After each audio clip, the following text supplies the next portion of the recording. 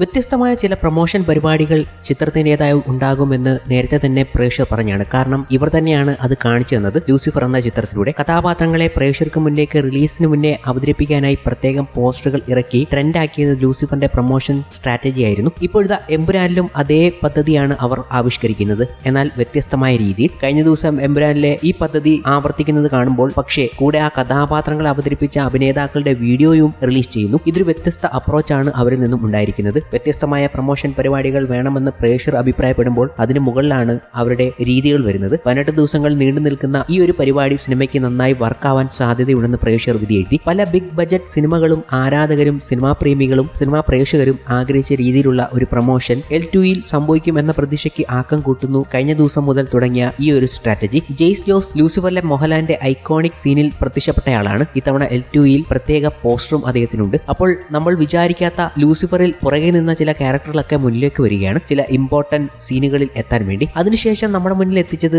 ശിവതയുടെ കഥാപാത്രമായിരുന്നു. Lucifer cinema കാണുമ്പോൾ കഥയുടെ ഭാഗമായി വന്നു പോകുന്ന ചെറിയ കഥാപാത്രങ്ങൾക്ക് പോലും വളരെ നിഗൂഢമായും ആഴമേറിയതുമായ സ്വഭാവമുണ്ടെന്ന് തോന്നിയിരുന്നു. ആരും തന്നെ കഥയിൽ പ്രാധാന്യമില്ലാത്തവരല്ല എന്ന് ഇന്ദ്രിയത്തിന്റെ ഗോവർദ്ധനിലൂടെ ബൈജുവിന്റെ മുരുകനിലൂടെയും ഒക്കെ തോന്നിയതാണ്. ആദ്യ ഭാഗത്തിൽ 1-2 സീനുകളിൽ വന്നുപോയ ശിവതയുടെ കഥാപാത്രത്തിന് എമ്പുരാനിൽ വരുമ്പോൾ കുറച്ചുകൂടെ പ്രാധാന്യമുള്ള സ്പേസ് ഉണ്ട് എന്ന് മനസ്സിലാകുന്നു. ശ്രീലേഖയ്ക്ക് ഫാസിൽ അവതരിപ്പിക്കുന്ന ഫാദർ നെടുമ്പള്ളിയുമായി കോമ്പിനേഷൻ സീനൊക്കെ ഉണ്ടെന്ന് പറയുമ്പോൾ തീർച്ചയായും ഗോവർദ്ധനും എമ്പുരാനിൽ നല്ലപോലെ ഒരു സ്പേസ് ഉണ്ടെന്ന് കരുതാം. മുരളി ഗോപി ലൂസിഫർ ഫ്രാഞ്ചൈസിന് വേണ്ടി എഴുതിയ സ്ക്രിപ്റ്റ് നാളിന്ന് വരെ മലയാളത്തിൽ കണ്ട ഏറ്റവും മികച്ച തിരക്കഥകളിൽ ഒന്നായി തന്നെ വിലയിരുത്താം. ആദ്യ ഭാഗത്തിന്റെ ക്വാളിറ്റി തന്നെ ഇത് പറയാൻ ഏതൊരു പ്രേക്ഷകനും ധാരാളമാണ്. ലൂസിഫർ പോലെ വളരെ ഡീറ്റെയിൽ ആയി തന്നെ സഞ്ചരിക്കുന്ന കഥാവഴികളാകും എമ്പുരാനിലും ഉണ്ടാകുക എന്ന് പ്രതീക്ഷിക്കുന്നു. വെറുതെ സിനിമാറ്റിക് അനുഭവത്തിന് വേണ്ടിയുള്ള വെടിവെപ്പും സ്റ്റൈലിഷ് സംഭവങ്ങളും വിഷ്വൽ ബ്യൂട്ടിക്ക് വേണ്ടി മാത്രമുള്ള വിദേശ ലൊക്കേഷനുകളും ഉള്ളൊരു സിനിമയാവില്ല എന്ന് ഉറപ്പിക്കാം. അതിനുശേഷം നമ്മുടെ മുന്നിലെത്തിയ ക്യാരക്ടർ പോസ്റ്റർ ആയിരുന്നു അനീഷ് ജി മേനോൻ അവതരിപ്പിക്കുന്ന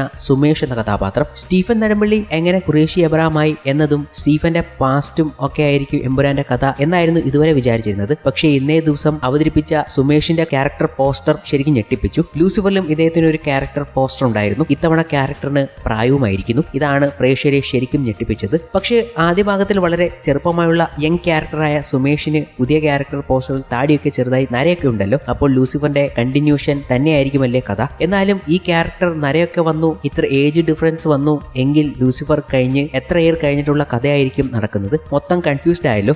എന്തായാലും കട്ട വെയിറ്റിംഗ് എന്ന് പറഞ്ഞാണ് പ്രേക്ഷകർ ഈ പോസ്റ്ററിനെയൊക്കെ കാണുന്നത്. എമ്പുരാൻ എന്ന ചിത്രം പ്രീക്കലും സ്വീക്കലും ഒക്കെ ചേർന്ന് വരുന്ന കഥയാണ് എന്നാണ് ഇതുവരെ കിട്ടുന്ന റിപ്പോർട്ടുകൾ മനസ്സിലാക്കുന്നത്. അപ്പോൾ പല രീതിയിലുള്ള ഡിഫറൻസ് ഈ ചിത്രത്തിൽ തന്നെ നമുക്ക് കാണാൻ കഴിയും. ഇതുകൂടാതെ ഇന്ന് അവതരിപ്പിച്ച നോർത്ത് ഇന്ത്യൻ ആക്ടറിന്റെ ക്യാരക്ടർ പോസ്റ്ററും എത്തിക്കഴിഞ്ഞു. സലാബത്ത് ഹംസ. ബഹ്സാദ് ഖാൻ എന്ന താരം അവതരിപ്പിക്കുന്ന ഒരു ഇമ്പോർട്ടന്റ് റോൾ. തീവ്രവാദം ഒക്കെ വരികയാണ് എമ്പുരാനിൽ. സലാബത്ത് ഹംസ അവതരിപ്പിക്കുന്ന തീവ്രവാദം GCC ബാൻ കിട്ടാൻ വകുപ്പാകുമോ എന്നൊരു തോന്നൽ ഉണ്ടാവുകയാണ് പോസ്റ്റർ വന്നു കഴിഞ്ഞപ്പോൾ. എന്തായിരുന്നാലും ഗംഭീരമായ ഒരു ക്യാരക്ടർ പോസ്റ്ററാണ് ഇദ്ദേഹത്തിന് ഇപ്പോൾ കൊടുത്തിരിക്കുന്നത്. മിക്കവാറും എമ്പുരാനിൽ ഇങ്ങനെ ചില ക്യാരക്ടറുകൾ വരുമ്പോൾ GCCയിൽ എന്താകുമെന്നുള്ള കൺഫ്യൂഷനാണ് പ്രേക്ഷകരുള്ളത്. ചില പ്രേക്ഷകരൊക്കെ പറയുന്നു സൗദി പ്രശ്നമാകും എന്നതാണ്. എന്നിരുന്നാലും ഗംഭീര ക്യാരക്ടർ പോസ്റ്ററുകളാണ് അവതരിപ്പിക്കുന്നത്. താരം തന്നെ പറയുന്നു പൃഥ്വിരാജിന്റെ ഗംഭീര ഡയറക്ഷനെ കുറിച്ചാണ് ഇന്നേ ദിവസം അദ്ദേഹം സംസാരിച്ചതും. ഇതൊക്കെ നിൽക്കുമ്പോഴാണ് പ്രേക്ഷകരെ ഞെട്ടിപ്പിക്കുന്ന ഒരു റിപ്പോർട്ട് കൂടി പുറത്തു വന്നത്. ഇങ്ങനെയൊക്കെ ഇരിക്കുമ്പോഴാണ് എമ്പുരാന്റെ തന്നെ ചില ഞെട്ടിപ്പിക്കുന്ന റിപ്പോർട്ടുകൾ ട്രേഡ് അനലിസ്റ്റുകൾ നൽകിക്കൊണ്ടിരിക്കുന്നത്. ഇതിനോടകം തന്നെ 150 മുകളിലുള്ള ഫാൻ ഷോകൾ ആയിക്കഴിഞ്ഞു എമ്പുരാന് എന്ന വിവരങ്ങൾ വരികയാണ്. തിരുവനന്തപുരം ഡിസ്ട്രിക്റ്റ് ആണ് ലീഡ് ചെയ്യുന്നത് ഫാൻ ഷോയിൽ. വലിയ ബുക്കിംഗ് ആണ് ആരംഭിച്ചിരിക്കുന്നത്. എല്ലായിടത്തും പെട്ടെന്നാണ് ടിക്കറ്റ് സെയിലായി മാറുന്നതും എന്നതും വലിയ കൗതുകമാണ്. മലപ്പുറവും തൃശ്ശൂരും ഒക്കെ സ്റ്റാർട്ട് ചെയ്തിരിക്കുന്നു എന്ന വിവരങ്ങളും അവർ പങ്കുവെക്കുന്നുണ്ട്. കൂടാതെ എമ്പുരാന്റെ ബിസിനസ് അണിയറയിൽ നടന്നുകൊണ്ടിരിക്കുകയാണ്. ഏഷ്യനെറ്റ് സാറ്റലൈറ്റ് റെക്കോർഡ് തുകയ്ക്ക് എമ്പുരാന്റെ സാറ്റലൈറ്റ് റേറ്റ് എടുത്തു എന്ന വിവരങ്ങൾ വരുന്നു. അതും ഒരു ഗംഭീര എമൗണ്ടിനാണെന്നാണ് വിവരങ്ങൾ വരുന്നത്. ഇനി OTT ഡീലാണ് എമ്പുരാന്റേതായി നടക്കാനുള്ളത്. ആമസോൺ, ഹോട്ട്സ്റ്റാർ, നെറ്റ്ഫ്ലിക്സ് തമ്മിൽ നല്ലപോലെ വാശി കാണിക്കുന്നുണ്ട് എമ്പുരാന് വേണ്ടി എന്ന വിവരങ്ങളും വരികയാണ്. അതർ ലാംഗ്വേജ് റൈറ്റ്സും ഓവർസീസ് റൈറ്റ്സും കൊണ്ട് തന്നെ പ്രൊഡ്യൂസർ സേഫ് ആകും എന്ന വിവരങ്ങൾ അവർ പങ്കുവെക്കുന്നുണ്ട്. എന്തായാലും ഡീറ്റെയിൽ ആയിട്ടുള്ള വിവരങ്ങൾ എത്തിയിട്ടില്ല. പക്ഷേ ഞെട്ടിപ്പിക്കുന്ന മറ്റൊരു കാര്യം എന്ന് പറഞ്ഞാൽ അടുത്തിടെയാണ് തുടരും എന്ന ചിത്രത്തിന്റെ സാറ്റലൈറ്റ് OTT ഡീല് ഓക്കെ ആയി എന്നുള്ള വിവരങ്ങൾ വന്നത്. ഏഷ്യനെറ്റും ഡിസ്നി പ്ലസ് ഹോട്ട്സ്റ്റാറുമാണ് തുടരുമെന്ന സിനിമ എടുത്തിരിക്കുന്നത് സാറ്റലൈറ്റും OTTയുമായി. അടുത്തിടെ മലയാള സിനിമയെ സംബന്ധിച്ച ഏറ്റവും ബിഗ്ഗസ്റ്റ് ഡീല് എന്നാണ് തുടരുമെന്ന ചിത്രത്തിന്റെ സാറ്റലൈറ്റ് OTT ഡീലിനെ കുറിച്ച് ട്രേഡ് അനലിസ്റ്റുകൾ നൽകുന്ന റിപ്പോർട്ട്.